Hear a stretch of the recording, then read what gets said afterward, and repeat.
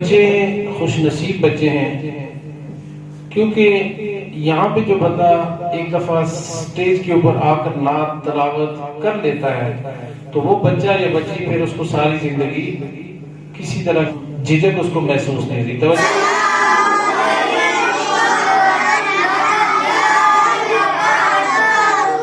شاباش، السلام علیکم ورحمۃ اللہ وبرکاتہ۔ اور اس کے بعد ایک اور کام کرنا ہے، اور وہ کام یہ ہے کہ حضرت ابو ہریرہ رضی اللہ تعالیٰ عنہ سے روایت ہے کہ حضور پاک صلی اللہ علیہ وسلم نے ارشاد فرمایا کہ ایمان میں سے کامل ترین ایمان مومنوں میں اس بندے کا ہے۔ بچے توجہ میری طرف کریں ذرا تھوڑی دیر کے لیے، اپنے کام کاج چھوڑیں، میری طرف توجہ کریں۔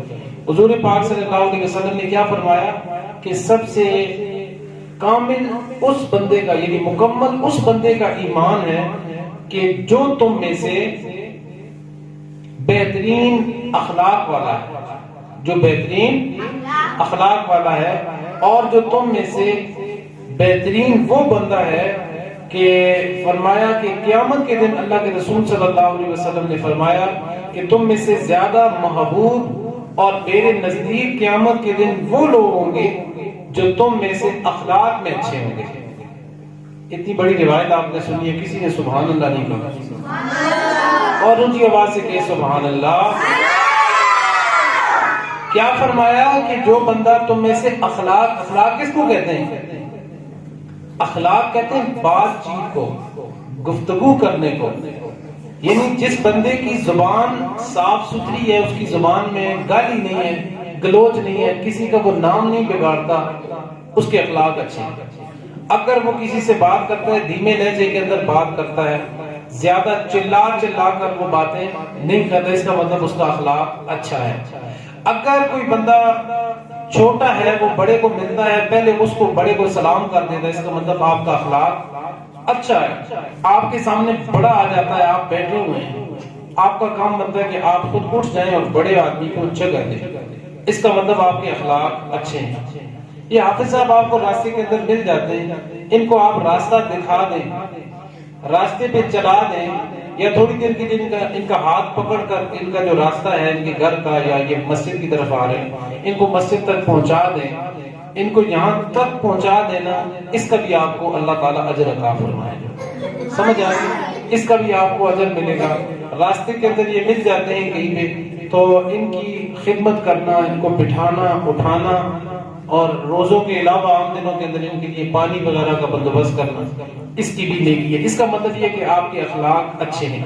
تو بچے صرف تعلیم ہی ضروری نہیں ہے، قرآن پاک کے ساتھ ساتھ، ناظرہ کے ساتھ، قاعدہ کے ساتھ، یہ آپ کی جو اسکول کی تعلیم ہے اس کے ساتھ ساتھ آپ کی تربیت بہت ضروری ہے۔ آپ لوگوں کے ساتھ بات کیسے کرتے ہیں، اپنے گھر والوں کے ساتھ جو بچہ یا بچی اپنے والدین کو آگے سے باتیں سناتا ہے، اس کی پڑھائی کا کوئی فائدہ نہیں ہے۔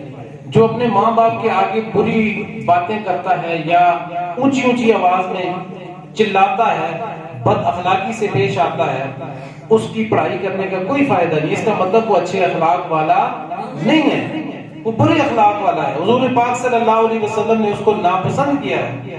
تو آپ نے یہ بتائیں کہ اچھے اخلاق والا بننا ہے یا برے اخلاق والا بننا ہے؟ شاباش، بتائیں ذرا۔